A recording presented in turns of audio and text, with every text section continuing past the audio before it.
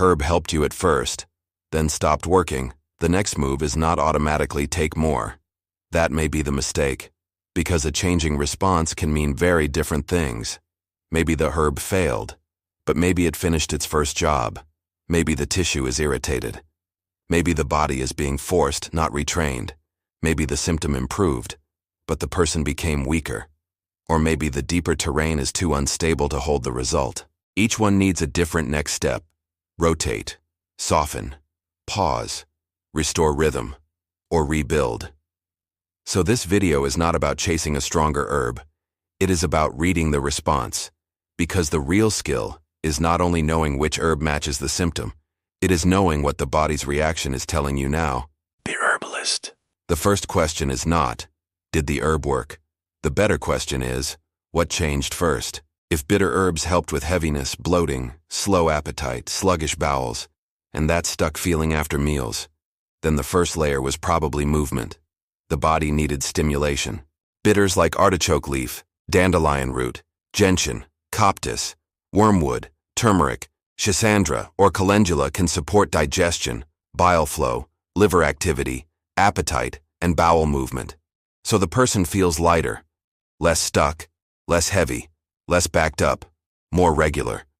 But then the effect fades. Most people think, I need more. But maybe the first job is partly done. Maybe the formula opened movement. And now the next layer is showing. Irritation, dryness, nervous tension, weak rhythm, fragile gut lining. So if the first symptom improved, but a new sensitivity appeared, don't treat it like the same problem.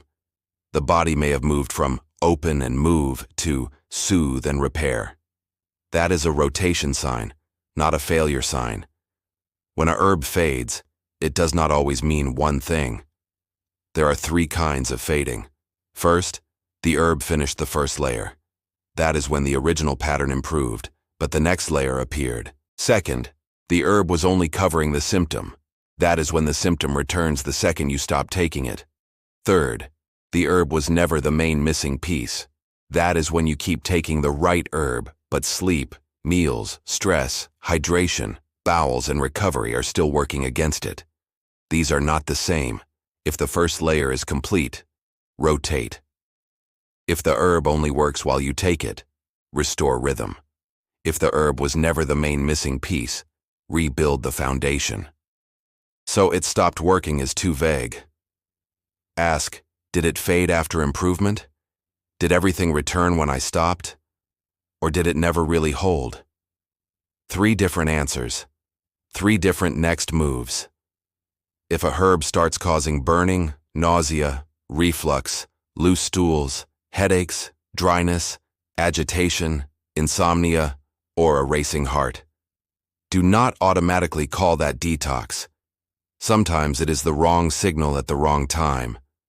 A strong, bitter, antimicrobial, hot stimulant or draining herb can help when the body is heavy, damp, stuck, sluggish, constipated, or overloaded. But if the tissue is already irritated, that same push can become too sharp. Clearing a blocked road and repairing the road surface are not the same job. Clearing needs movement, repair needs protection. So if the body feels raw, reactive, dry, burning, or easily triggered, the next phase may need soothing herbs. Marshmallow root, slippery elm, plantain, aloe, flax, licorice, meadow sweet. And if gas or tension is still there, but the body is too sensitive for aggressive movement, gentler herbs may fit better. Chamomile, fennel, lemon balm, angelica, verbena, sometimes peppermint if reflux is not part of the picture. The point is timing. A moving herb in a stuck system can help. The same moving herb in an irritated system can become noise. So irritation usually means change the direction, not increase the dose. This is one of the biggest mistakes in natural health. People confuse an output with a rhythm. A bowel movement is an output. Healthy bowel timing is a rhythm. Falling asleep is an output. A nervous system that downshifts at night is a rhythm. Feeling calm for 2 hours is an output. A body that regulates stress during the day is a rhythm. This distinction changes everything. A strong laxative can create a bowel movement. But if the person still has low water intake, low fiber, poor bile flow, weak gut rhythm, nervous tension, low movement, or ignores the urge to go, the herb is forcing an event. It is not retraining the system. Same with sleep. A calming herb may help at night. But if the person is overstimulated all day, eating too late, drinking too much caffeine, crashing blood sugar, scrolling at night, and never letting the nervous system downshift, the herb has to fight the whole day, every night. That is emergency support. Useful sometimes, but not the full plan. So if the herb only works while you take it, ask, what rhythm is missing? Bowel rhythm, meal rhythm, bile rhythm, sleep rhythm, stress rhythm, recovery rhythm. For bowel rhythm, gentle bitters, fiber, demulcents, hydration, carminatives, and meal timing. For nervous gut rhythm, lemon balm, chamomile, skullcap, passion flower, bacopa, tilia, hawthorn flower, or reishi. For recovery rhythm, schisandra, astragalus, withania, reishi, agaricus, or cordyceps when the pattern fits. The goal is not to make the herb louder. The goal is to make the body remember the rhythm. Before asking which herb is stronger, ask what state the tissue is in. Is it dry? Then more drying herbs may make it worse. Is it irritated? Then more aggressive cleansing may be too much. Is it damp and heavy? Then soothing alone may not move enough. Is it tense? Then digestion may not need more acid first. It may need the nervous system to unlock. Is it weak? Then cleansing may lower the person even more. The same bloating can need completely different directions. Bloating with heaviness and slow bowels may need bitters and movement. Bloating with burning and sensitivity may need soothing and repair. Bloating with anxiety and spasms may need nervines and antispasmodics. Bloating with alternating constipation and diarrhea may need rhythm work. Bloating with fatigue and poor recovery may need rebuilding. This is why one best herb for bloating does not exist. The best herb depends on what the body is showing underneath the bloating. Open when stuck, soothe when irritated, relax when tense, moisten when dry, drain gently when overloaded, rebuild when depleted. That is the logic. This is the sign people miss the most. The symptom improves, but the person gets weaker. Skin looks calmer, but energy drops. Bloating improves, but the body feels dry. Bowels move, but the person feels drained. Anxiety is quieter, but the person feels flat. Inflammation lowers, but recovery gets worse. That is not a clean win. It usually means the plan is too clearing and not rebuilding enough. Too much remove, not enough restore, too much drainage, not enough nourishment. Terrain means, can the body hold the result? If the answer is no, symptoms return. For gut terrain, mucilage herbs, gentle bitters, carminatives, food rhythm, microbiome support, hericium, and trametes. For nervous system terrain, lemon balm, passion flower, skullcap, chamomile, tilia, hawthorn flower, bacopa, withania, and reishi. For immune terrain, astragalus, reishi, shiitake, maitake, agaricus, and turkey tail. For skin terrain, don't just think detox.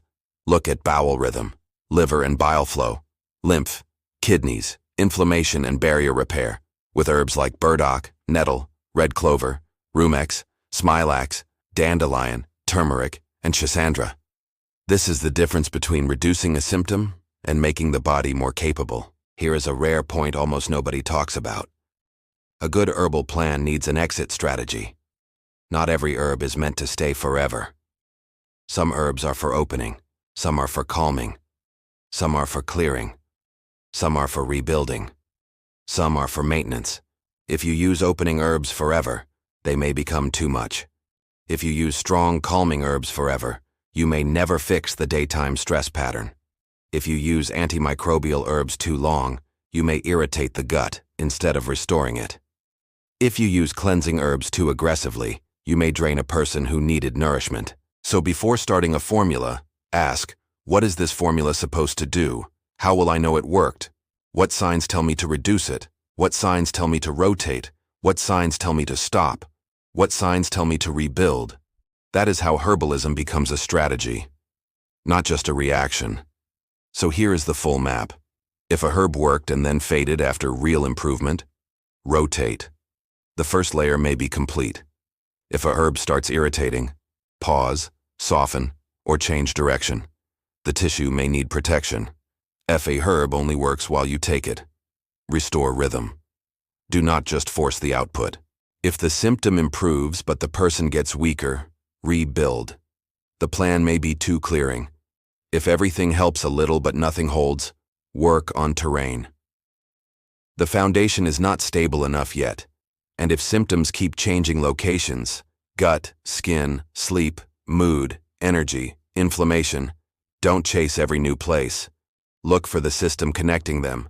Elimination, nervous system, bile flow, microbiome, sleep, blood sugar, stress recovery, immune regulation.